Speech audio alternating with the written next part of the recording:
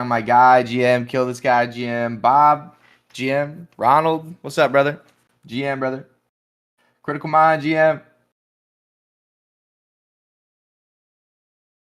Good to see you, bro. Good to see you, brother. Brad, the big man, Brad, GM, brother. Omar, GM. Zap, GM. Take a rot, GM. I'm alive. Jindo, GM, PG, GM, guys. Guys, my guy, GM, brother. Good to see you, bro.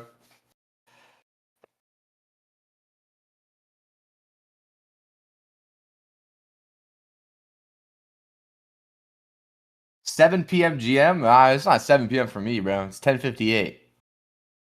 VB GM, brother. Good to hear your voice. Thank you, man. Appreciate you, Jindo. Lucky GM. Sfickle GM. Katir GM. No, dude. Jacob's going to talk about a lot of cool stuff. You guys definitely want Jacob for sure. GM. GM. GM. Dominic Vane, how are you doing, my brother? I'm doing fantastic. I just got done saying GM to about 35 people. Who did I miss? What's your score, GM?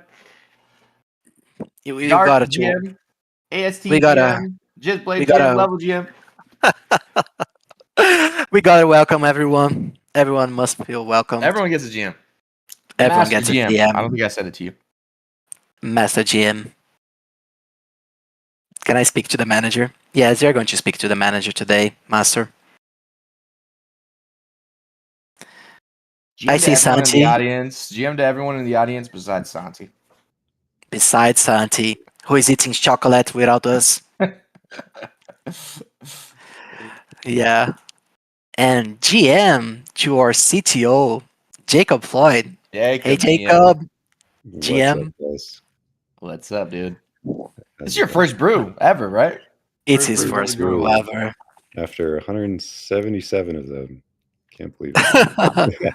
Yeah, it's a special brew for sure. Having Jacob on board is super cool. Super excited. What's crazy is we haven't had Danny either. 177 episodes. Yes. Then it's going to be episode 179 then. So in the loop, definitely have talked a lot about what you guys have done here. We have kind of the best community team in the industry.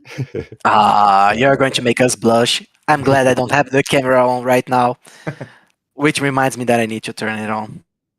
Sant is going to DM me. How is everyone doing? Look at that handsome man right there. Man, my hair is looking so good. I'm glad I spent that money on it. Let's go, Jacob. Jacob with the Titan. Yeah. Nice. But I put looking good as well. Semi bad hair day. Awesome. But yeah, guys, yes, today is a very special episode of the Star Atlas Brew. We have a lot to cover. My penguin bones are trembling. You might see it from the camera. I am having goosebumps because today Santi is not here. Michael Wagner is also not here. Jacob, Dominic, and I are going to spill all the alpha. Don't worry. We are going to have some very cool conversation about everything that's happening in Star Atlas. We are going to get to know Jacob's perspective on a lot of cool topics today. But first we need to. This is swag. I have taken Santi's account. Damn. Okay. So yeah, but before we get started, before we jump into everything that we have to talk about today, we need to do some. We have some news to share. We have some news to share because the ecosystem doesn't stop, and neither can we. So I'll get right into that because I wanna go as soon as possible to our main topics for today. We got a lot to cover. So, first, noteworthy news. As you guys have seen, we don't have Santi on stage today. He's. I got scared when I saw Michael Wagner on my laptop, as you should, Santiago. Santi and Michael are on Switzerland today. I heard they are closing billion-dollar deals Oh. with all the bankers. Not financial advice. No, I'm joking. They are there on Switzerland eating good chocolate in Lugano. We are sending good energies to them and hope they have some fun over there as well. We also have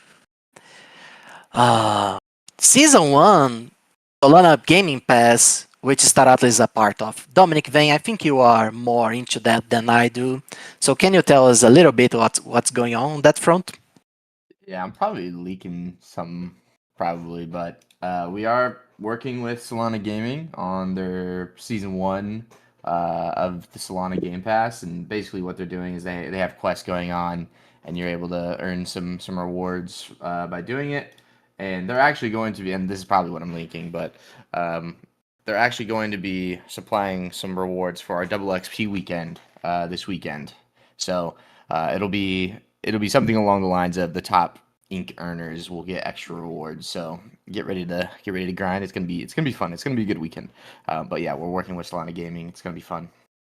Here's Awesome. the tweet if you guys want to go look at it and see what it is, how to participate. Yeah, and make sure to share some love to the Solana Gaming guys as well, everyone. Don't go killing them on the spawn spot on Paizu's arena. Let the Solana people come have fun. There, oh, 40K in prizes pool? Nice. That's actually big. Really cool. Really, really cool. So yeah, free XP. They are super cool good dudes. Yes, Jindo. They are super good people. So let's make sure to be there, play the game with them, grind that XP, because we are also in Iris Blessing period. This is the other noteworthy news that I have for today. As you guys know, we have the Iris Blessings campaign going on, and during this weekend, we'll have double XP. So make sure that you join so you get the benefits from the Solana Gaming Pass. You get the benefits from our double XP weekend.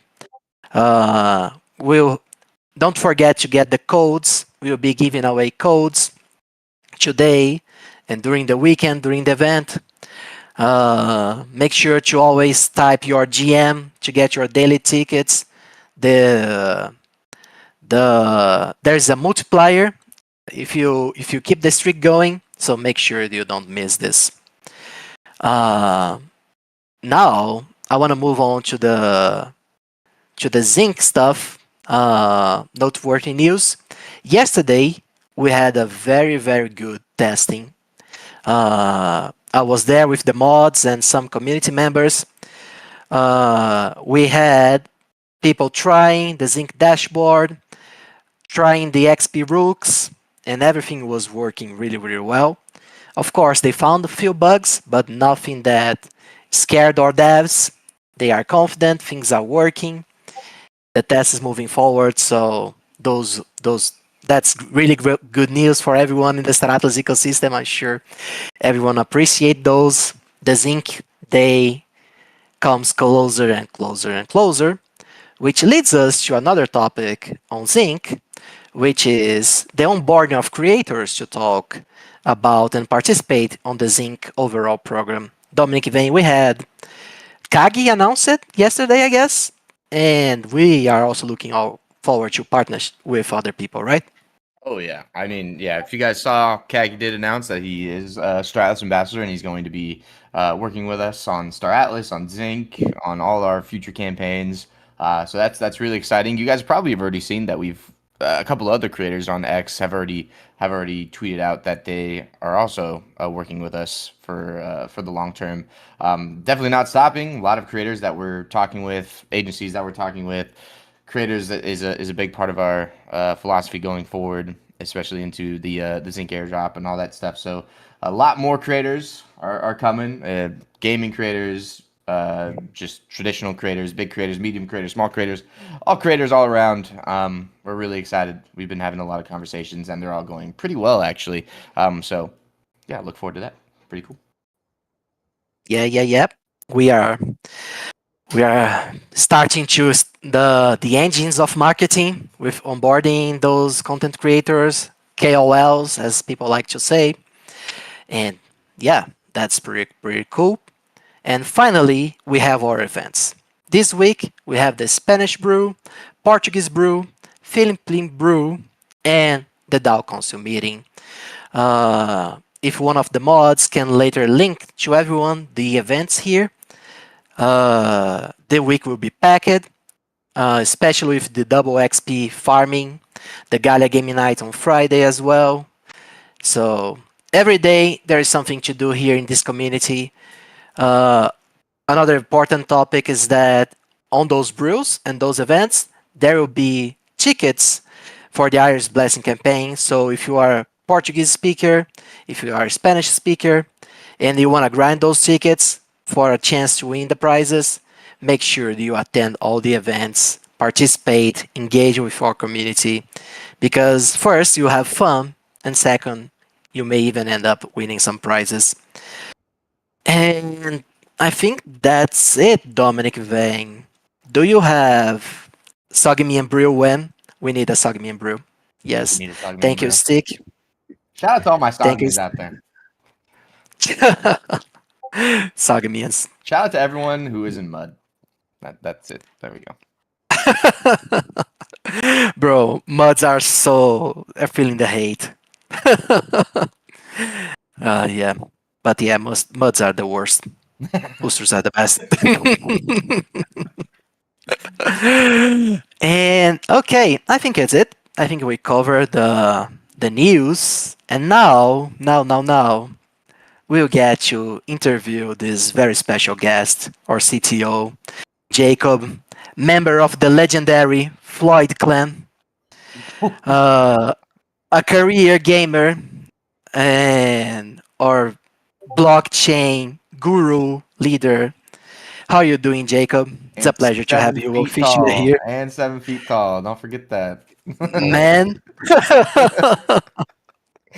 I'm doing good, Jose. Yeah, that was a nice setup. Definitely kind of fit Did you the like the profile there. introduction? Yeah, I love You're a wrestler being announced to the ring. it. Exactly. He deserves this. And yeah, man, Jacob. I mean, I'm not a short guy by any extent, Yeah, but I felt like a dwarf when I nice. met Jacob in Singapore. It was funny. It was super cool. Normal Jacob, size. Actually, I think the average height of all the Star Atlas team is well above average yes, out there. It's pretty yes, interesting. Yeah. yeah. This is kind of weird, honestly, because honestly, usually here in Brazil, I'm a tall guy, but when we met in Singapore, I was like, okay, I'm short. Super funny. So, Jacob, today we have a lot to talk about. Like, Mhm. there's a lot going on in Star Atlas and all the products that we are developing, all the challenges that we have been through. And I would like to start today talking about something that it's the most important part, I guess, from what we are doing here is sharing the vision of Star Atlas and what we proposed to do when we created this game. Like you you and Danny are gamers, Swagner is a gamer, we are all gamers, and we have played through many revolutions in gaming. Like we saw gaming going from Mario jumping on those pipes in 2D to The Legend of Zelda, Warcraft, Starcraft, Diablo. Gaming was always about pushing the next frontier. And you guys, when you guys designed Star Atlas, you guys saw like that's my perspective as when I was a community member, when I saw Star Atlas coming to life, I saw that you guys found something that's super important for gaming, like the idea of a world that follows its own rules on a place where the assets, the parts of this game don't belong to the devs, don't belong to anyone, but the players that are I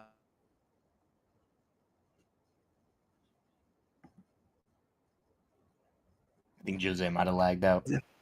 Oh, you're back, Jose. You're back. oh, We're I'm back. back. I thought that was Sorry, me. sorry. That was You're good. Jindo. He was coming at you, bro. Jindo was trying to lag you out, bro. Don't worry. I took care of Jindo, him. bro, steady. Thank you, Dom.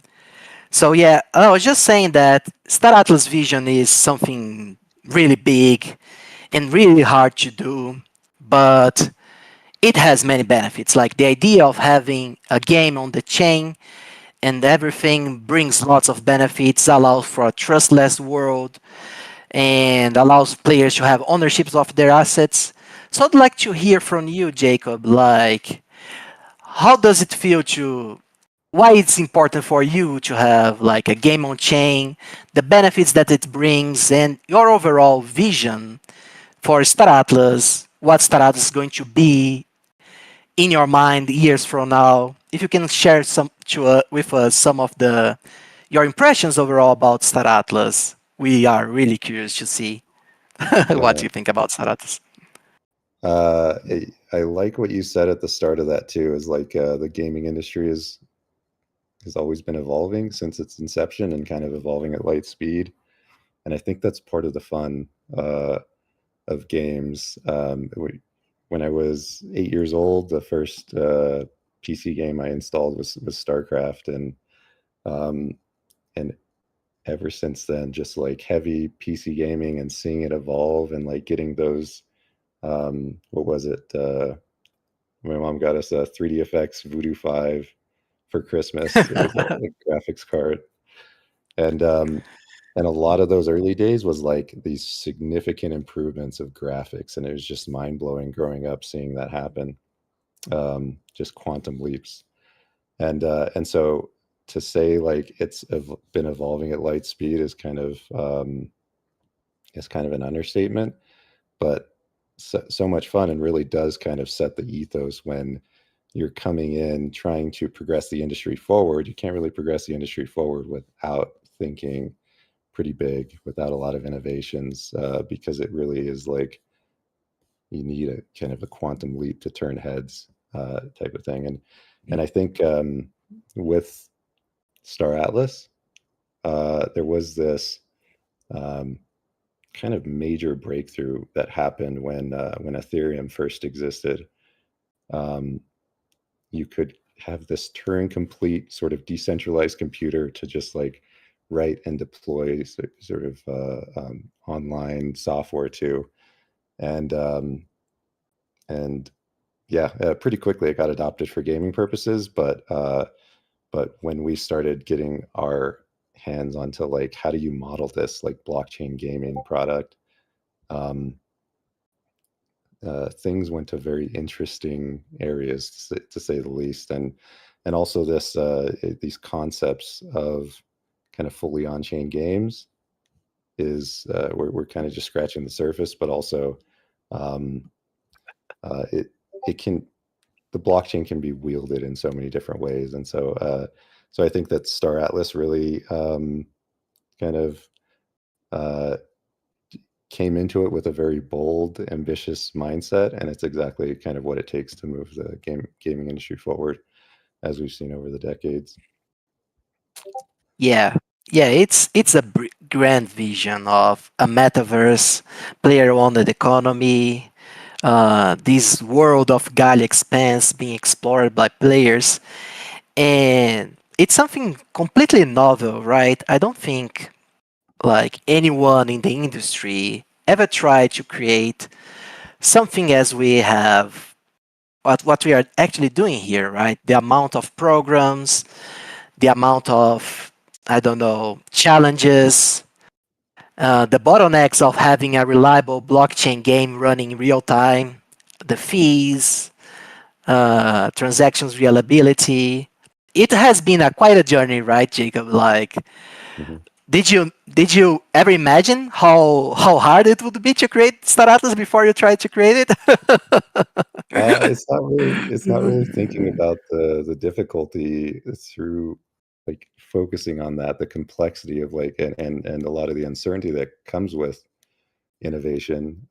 It's mostly about thinking this end result of like, what does this lead to? And that's just like more than enough motivation to kind of muscle through a lot of the pioneering and really innovation and failures go hand in hand. Sometimes I feel like I'm running a research lab. We're kind of doing a lot of R&D and prototyping, and just like we're figuring out over time. And there's been some pretty major milestones that make me feel really good about what's happened in the last 4 years or so.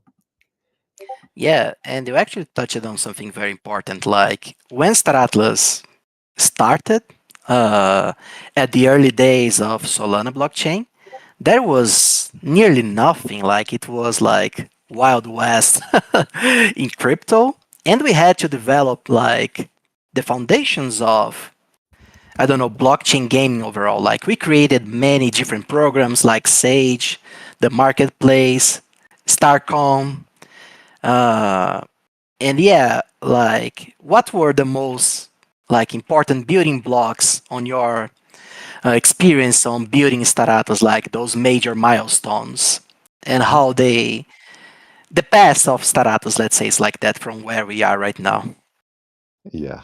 Uh, so Star Atlas was kind of founded from those early days when we were just drafting the white paper in the summer of 2020. Uh, the discussion, the key points of sort of the technical vision of what we were going for was this heavy blockchain usage ethos, and that was for the particular reasons of creating an MMO that has a realistic path to decentralization, and not what a lot of other, because we kind of went deep in a lot of the other successful projects at the moment, and they're sort of just riddled with these architectures and sort of development strategies that just catered a lot more towards sort of traditional game development, and ultimately there wasn't a clear path to decentralization. They were thinking about it. In fact, there's some articles like Axie Infinity talking about taking the game logic and putting it fully on chain. And it's super cool that they were thinking about that, but they concluded like it's not really feasible, not possible type of statement. This And is they just sort of crazy. went more with this traditional approach, which is understandable because again, they were kind of having these discussions in 2017 or so, and yeah, in 2020 when we were having the discussion, you kind of have a different sort of set of options. We have this whole new generation of blockchains, i.e. Solana, that were creating new possibilities when it comes to fully on-chain gaming. And so that's uh, really changed the tone of the conversation around like building that and full decentralization being a realistic path. So yeah. Yeah, yeah, and then I mean, the ethos of building a real on-chain gaming is something that's core to Stratos, right? And we had things like escape velocity, which later became Sage, and then we have based, star based, and now we are going to the next step of this journey, something that the community is super anxious to learn more about, to talk a little bit about. We have C4 on the horizon coming. So, Jacob, I want to get your perspective on the C4 blockchain programs. Uh, why do can you explain to us, like maybe even on high level, but if you want to go deeper on any topic, please feel free to do that because I'm sure everyone here would love to learn your insights on that. But Mhm. why C4 an improvement from Sage? Like, what kind of things are we going to see on C4 that's going to get Star Atlas to the next level? from the blockchain perspective. Just a side note before you start, Joe, we're just thinking about escape velocity to C4 is so unbelievable. Man, I remember when escape Yeah. velocity came out and it was you move, you scan, you might get something. And now we're talking about C4 and we think of all these different programs that are being built. Anyways, it's mind blowing that this has happened in just a couple years. So, but yeah, Jacob, feel free. Yeah, sorry. It's absolutely hilarious. You're right, Yeah, Tom. we have an excellent team behind all of these ideas as well, and it's just like the production rate. Everyone is at the company is just like on board for this. Like, let's uh, let's go head first into these ideas and see what comes out the other end. And I'm like, yeah, um, the energy, the enthusiasm, and kind of uh, the ambitious ideas, I think uh, is kind of demanding when you have the general formula of what our products are at the root of the company. Um, and so it's nice to have a team that's willing to just like build something, ship it. It's we're going to put it out. Kind of as everyone in the community knows, there's the rough edges, but it's also for the sake of moving extremely quickly, and not having like these year long sort of R&D loops. It's like putting something into Mhm. users' hands. Our community kind of understands it's a bit of a construction site that they're hanging out in. But I think it's a really good dynamic. It's in my opinion the only way to kind of move as quick and ship as quickly as we do on a lot of these things. Um, uh, but yeah, I sort of Y- company y- progress aside, I think that it is pretty neat to see what we've set up with C4. And it's really all about like scaling game systems, like crafting the map size, nearly 1,000 star systems, updated coordinate system, all sorts of things that are like existing in Starbase are getting a lot more depth.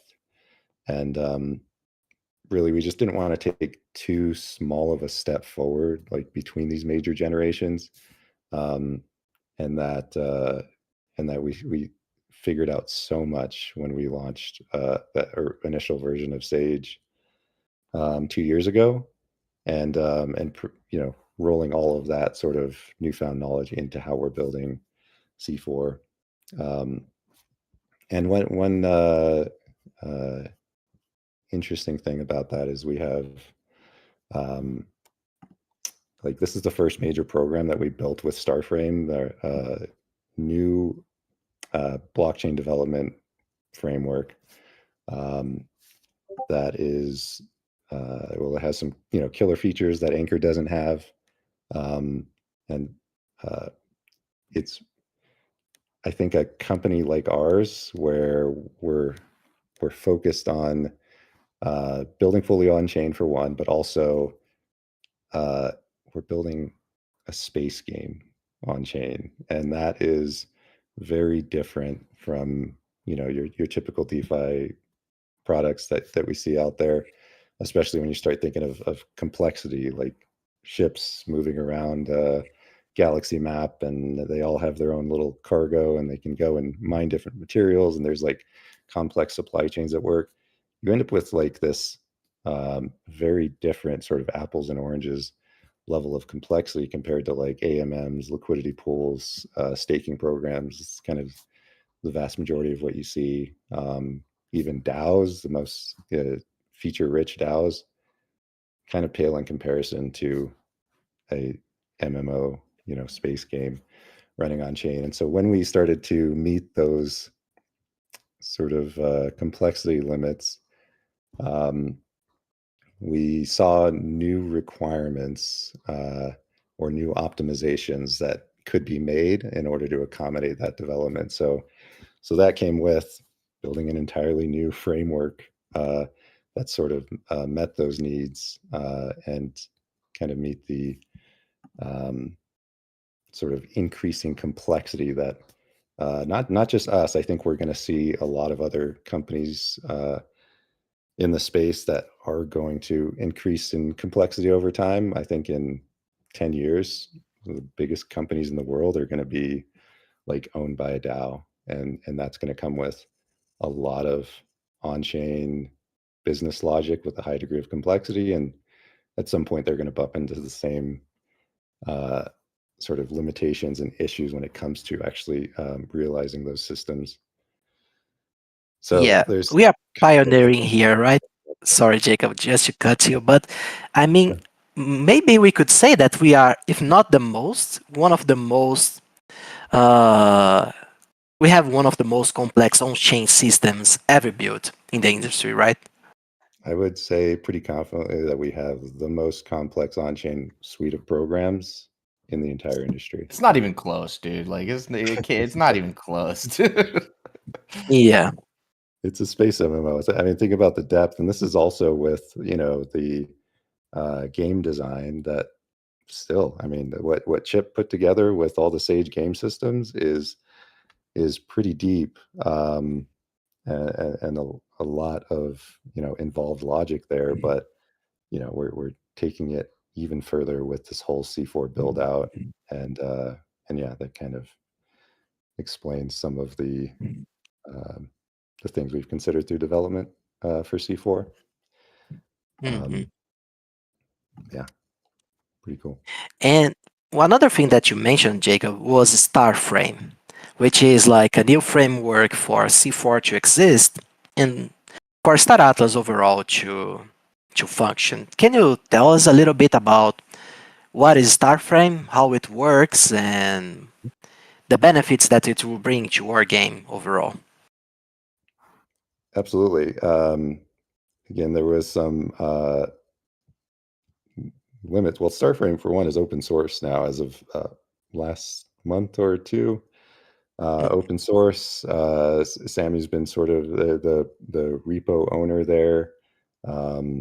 He's getting a lot of stars, and I think the Anza Solana devs they actually really like it. They're kind of talking about an Anchor v2, anyways, like a major, not a rewrite, but they're acknowledging the limitations and shortcomings there, because it does sort of limit you. Anchor's current version does kind of limit you when it comes to program design patterns and different data structures and whatnot that you really need to incorporate into your program logic that can just kind of starts to become problematic as complexity increases.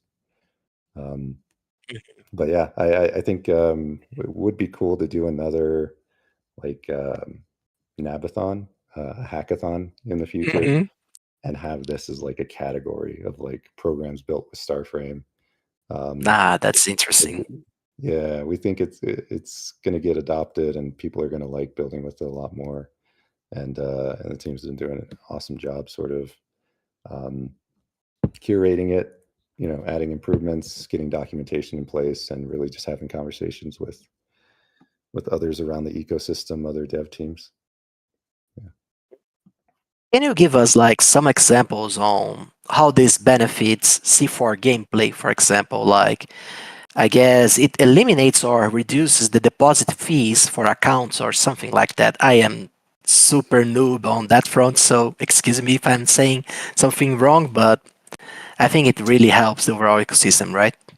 hmm Yeah. When it comes to account data structures, like how many different program accounts that need to be created in order for the game logic to kind of work in a nice way, an extensible way, you have a lot more flexibility when it comes to designing those systems from a program architecture perspective. So I'll just maybe use one example, because right now in the current version of Starbased, when we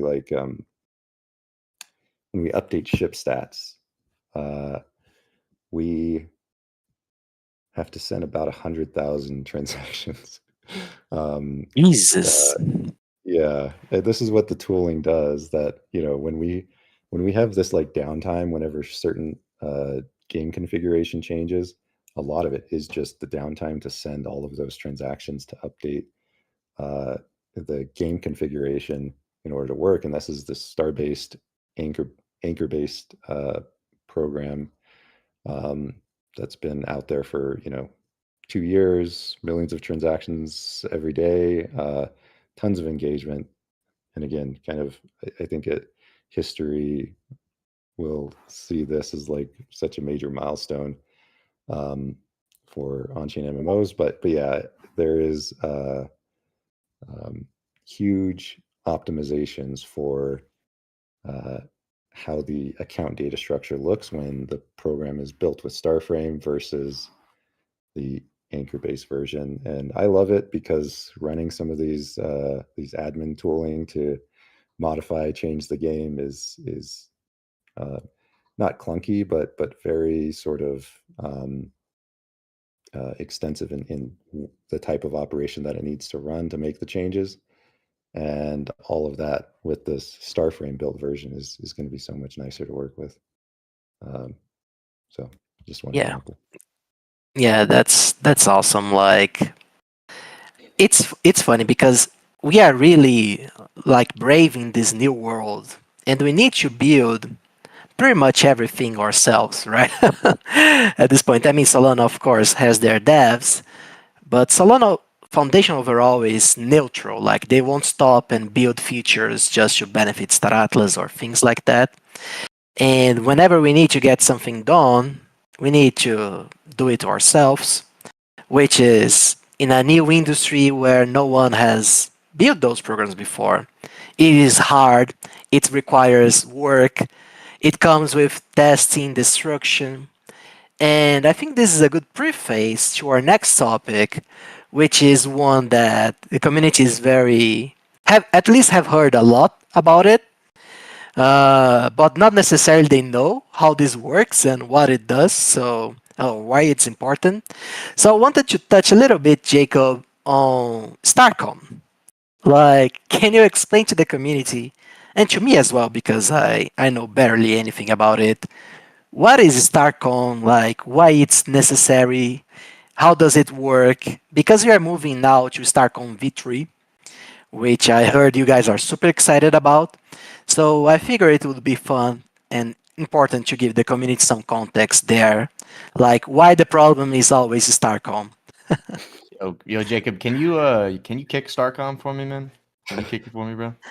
If Jacob got $1 every time he got pinged to reboot Starcom, I think Jacob will be retired at this point. Yeah. Take a shot every $100. time someone says kick Starcom. Yeah. Starframe's a great product. I don't know what you guys are talking about. No, it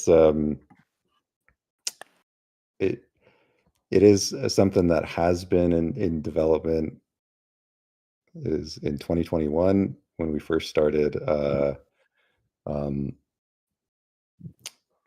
building out our on-chain gaming architecture. We started building out Starcom, um, and we had the marketplace program, right, and that was kind of uh, we wanted to use Starcom just to serve marketplace data, understanding that the roadmap for it was about um, being able to scale super heavily, like getting every player on the same galaxy with an arbitrary amount of fleets is like um, we didn't think that we could do that with RPCs, at least to the full vision of being able to scale.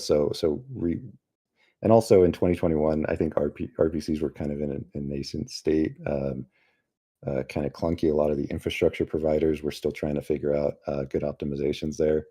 And so um, pulling the game data directly from RPC felt like it wasn't really a good option. And that's where we started building out this more proprietary kind of middle indexer.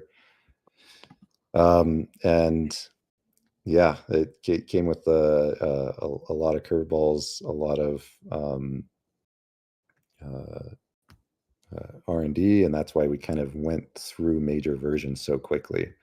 That V1, it worked, but there were some aspects of the infrastructure architecture that weren't really that great or as reliable, and hard to get a lot of observability there. So we kind of spent a lot of time looking towards V2 and really thinking about the long-term vision of what Starcom's purpose was going to be.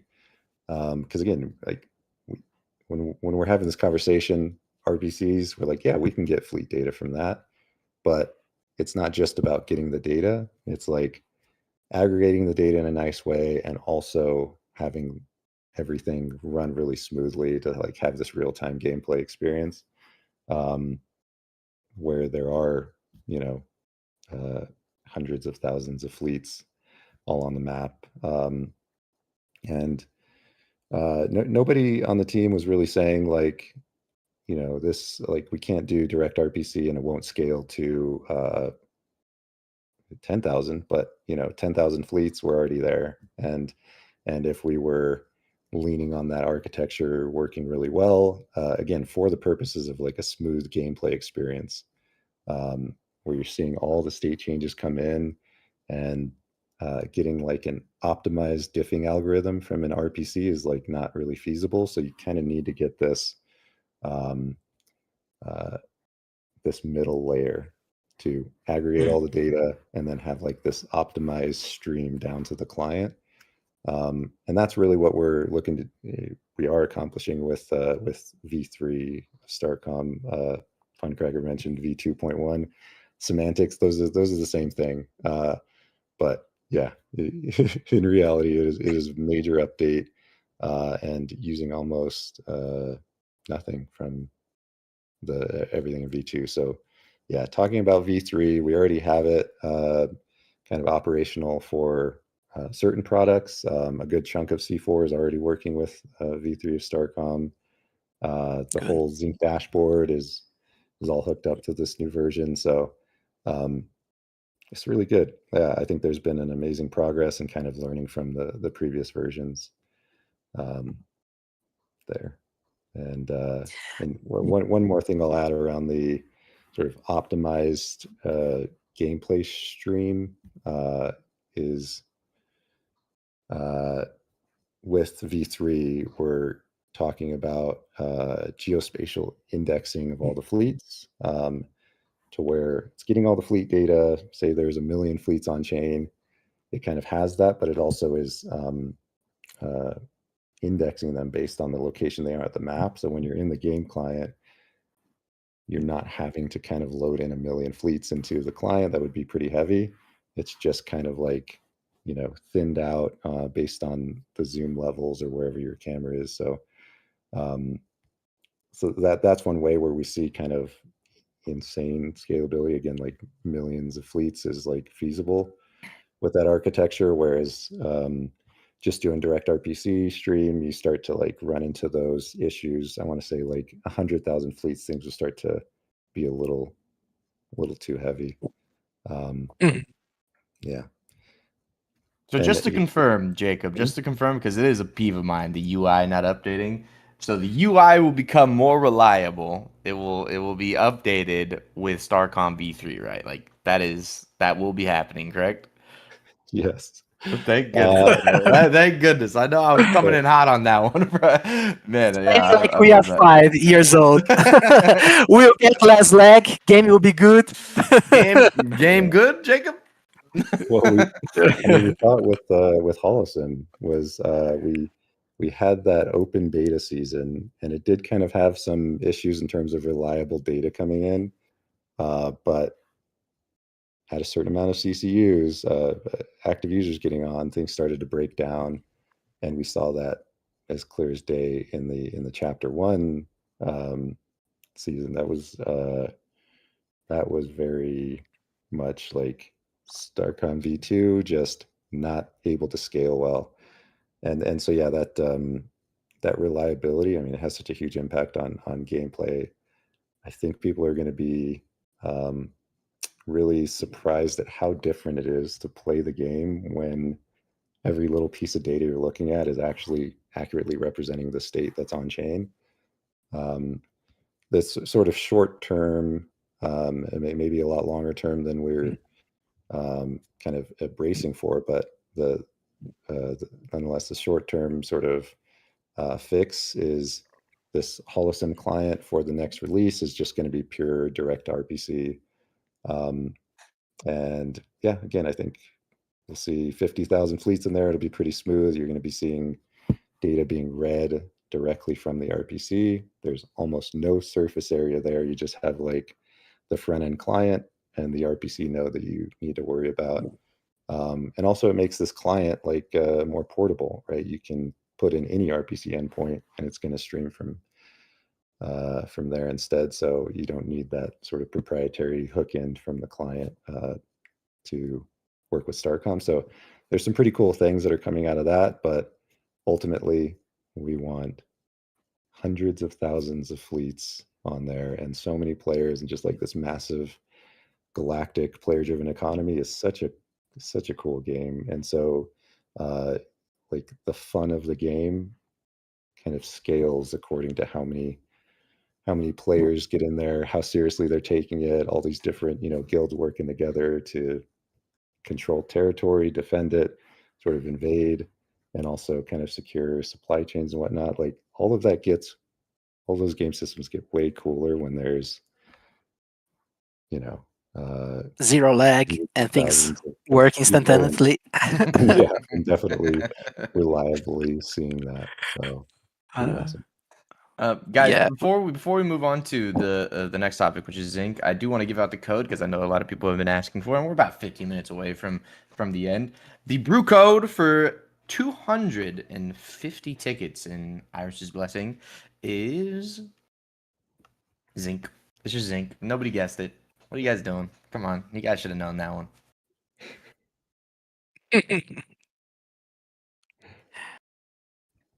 uh, yeah, go get your codes, guys.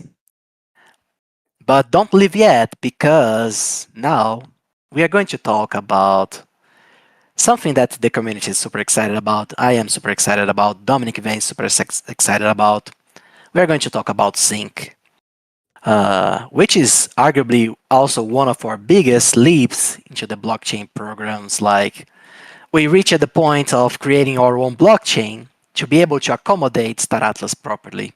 Yeah. And Jacob, Jose, no, just just talking about like we were just talking about how we have to build our own programs constantly, like the vision that we have is so grand that everything has to be built in house. And I think, we already talked about this, but I just feel like it's worth saying again how complex the Star Atlas vision is. There's a lot of time that has to go into actually creating programs ourselves. And Zinc is another one of those things that it solves problems that we have for the grand vision of the Star Atlas. It's one of those mandatory things that we have to do. It just is what it is. So, anyways, yeah, I know we're moving on to Zinc. Like Jake, not Jacob. Like Jose said, I'm super excited for Zinc. Everyone on the team is super excited for Zinc. So yeah, Jose, sorry for interrupting you. no, you are absolutely right, brother. And this is actually what I was going to ask Jacob. Like, what is your vision for Zinc, Jacob? Like, how important do you feel it is for Star Atlas? What kind of problems Zinc is going to help us defeat, and how it pushes the ecosystem forward overall? Mhm.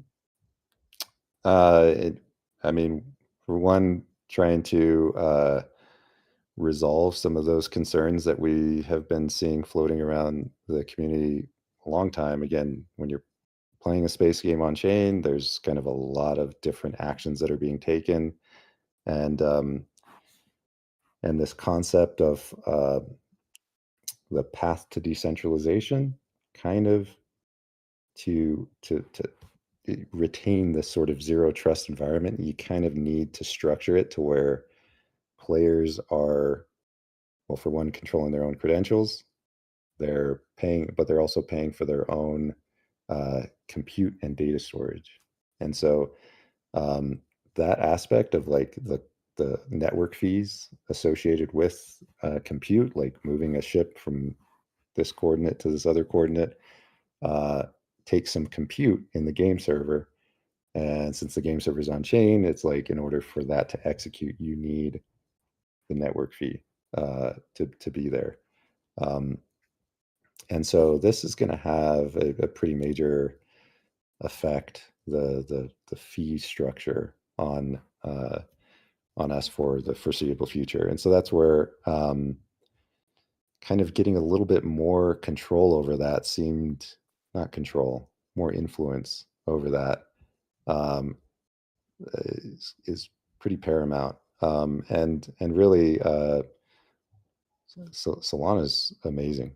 I can't believe what they've accomplished, to be honest.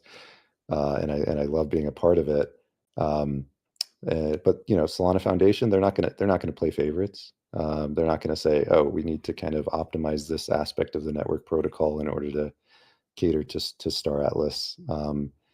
And yeah, because of our game product model, certain things at the network protocol become very, very important to have like an influence over. So Z.ink is going to have kind of this, first-class citizen as Star Atlas. There's not going to be any changes at on the network protocol that would kind of negatively affect what's Star Atlas's goals. And so that's kind of a big thing to take away from the Z.ink initiative. Also, we have kind of seen it over the years in the EVM world, the Ethereum world, where it's just there's dozens of L1 EVMs that are kind of branching off, making their own optimizations is really the big reason there. But what we're doing is a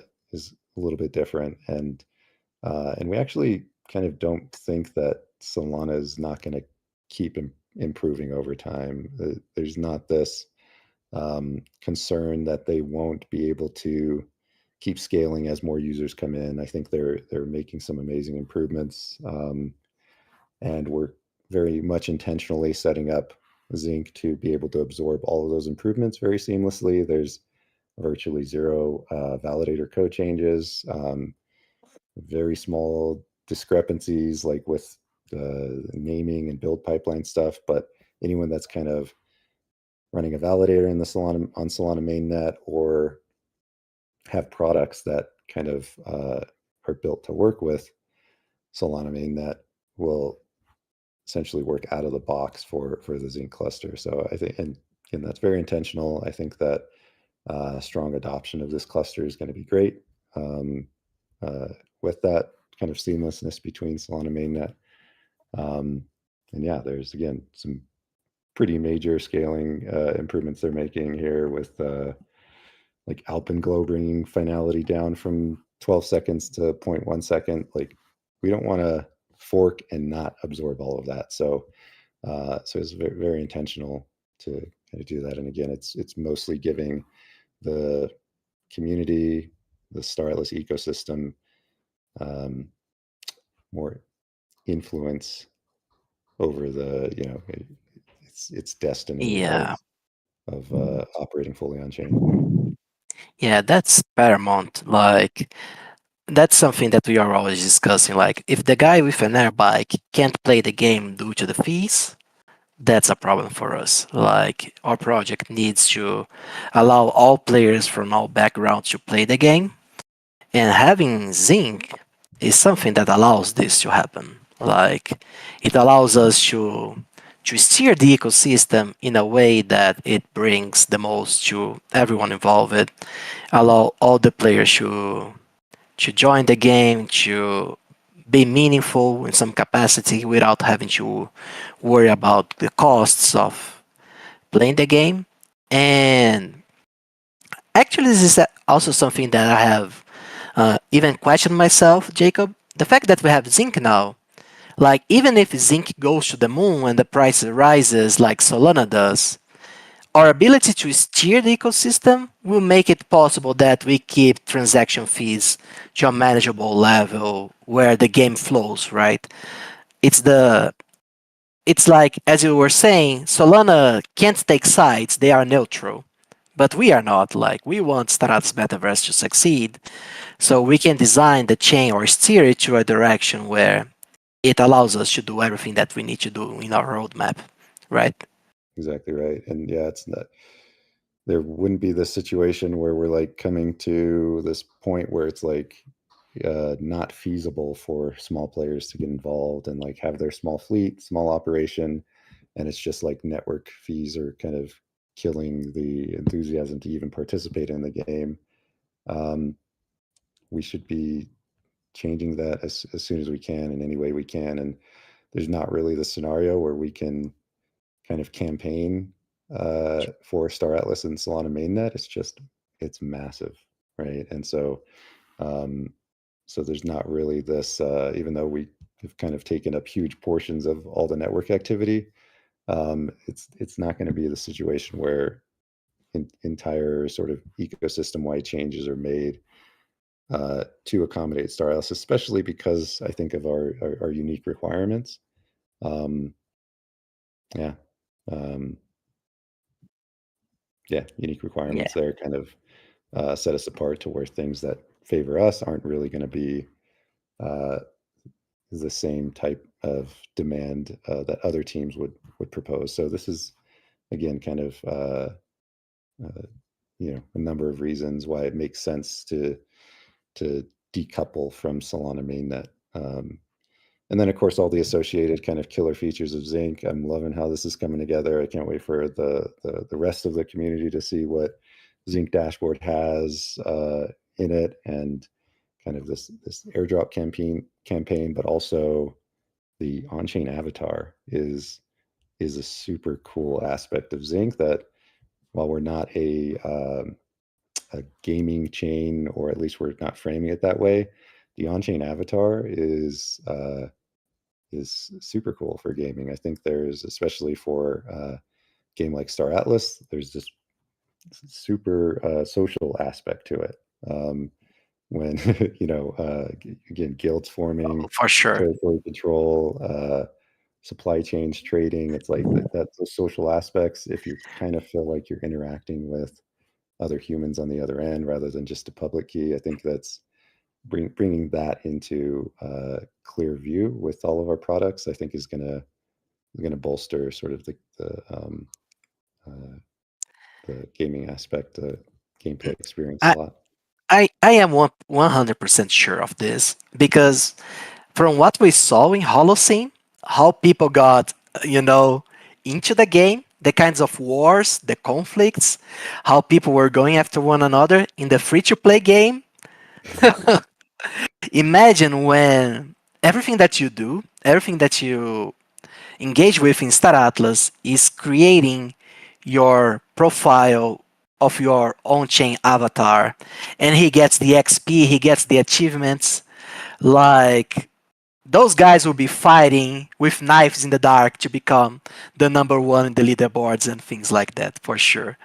Like, the amount of passion, let's use this word passion, that goes on Holocene and on Sage. People are like, you are dumping our faction, fix, devs do something, or Holocene people going after one another. I think it takes us to a whole new level, like having this leaderboard, having those profiles. Man, it's going to be super exciting, and we are getting really close to that. Getting super happy about this. Yeah, man. Jacob, I think we can start the community questions, and MDR had a really cool one. I think you'll like this as well as a StarCraft player. He asked, Jacob, is Fog of War going to be possible or happening with when we have Z.ink and C4? So zero knowledge uh, game systems is extraordinarily uh, tricky, difficult to get right, um, because of some sort of fundamental requirements of like revealing the data to certain people, um, and it's easy to kind of do a one-to-one sort of zero knowledge proof, but kind of kind of making that work efficiently across the different game design requirements is really tough. But yeah, using Fog of War as an example, even if we did accomplish this, like when you're sort of in the client and you're obscured by all the other enemy faction territories are all under the fog of war and you can't see them. It's also this like, well, the other factions should be able to see all of their friendlies and where they are and kind of know how to work with them, like a big coordinated invasion. You're going to want Mm. that sort of organic participation coming in, so it's like all of them need to see it, which means the data is revealed to kind of a broad audience anyways. And so it's a very easy thing to circumvent in terms of like this portion of the player base sees it. All they need to do is just kind of relay that data in some way or another. And then the whole, all the effort to make it sort of zero knowledge to this particular player, but not these other players, kind of is not super worth it at that point. It is doable, but again, tricky, a lot of complexity there. I will also add that there's amazing progress on sort of the zero knowledge side. Lighthouse and everything that they've been doing with that protocol is actually very, very impressive, and we're always talking about ways to enhance the gameplay experience with some zero knowledge aspects. And we might see that in a more simple form. I think Fog of War is one of those that just comes with that caveat of like you're revealing the data and people are just going to like relay it somehow. But maybe in combat where it's like this one-to-one thing and there's certain things that are not fully revealed in combat, I think would be maybe a good place to start, of like any game system that only has this like one-to-one interaction, and try to use some zero knowledge systems within the game system. Again, trying to look for opportunities to make it more fun, because there's a ton of games out there where it's like part of the fun is that there's information hidden from you that you don't know about the opposing player. And we don't really have that with our game. It's like the entire state of the game, all the associated data is just like permissionly accessible. It's like more revealed than anything. So um, yeah, good question though, India. Yeah, something for the future for us to explore for sure. Uh, Guys, last questions for Jacob. I mean, we went through a lot, Jacob, and honestly, any of those topics can be a full hour brew on its own. So we'll surely do a part two with Jacob. Uh,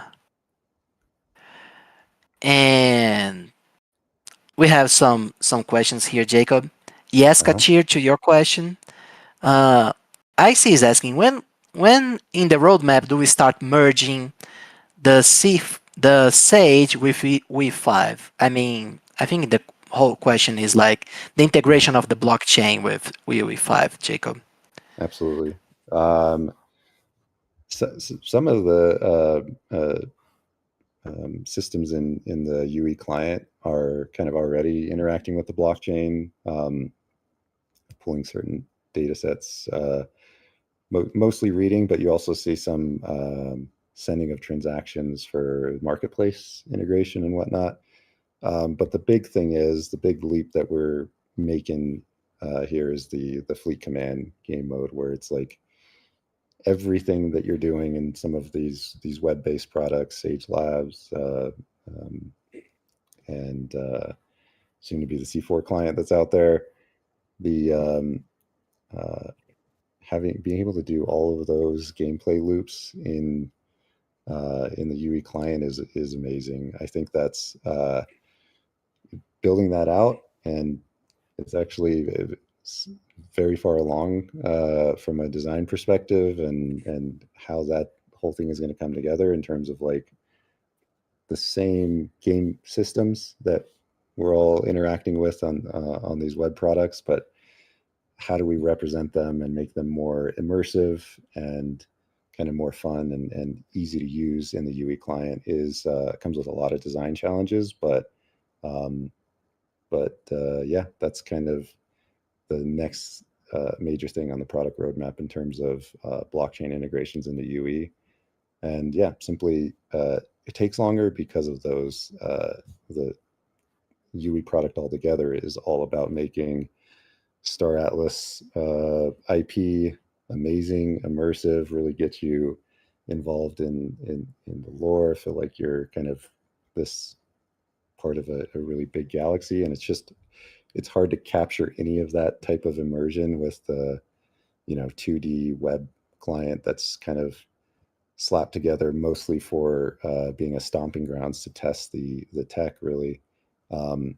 But yeah, all the game design muscle and that expertise, which we just have some amazing talent on the team that's worked on this, is about just a more conventional, traditional game design, game development skills.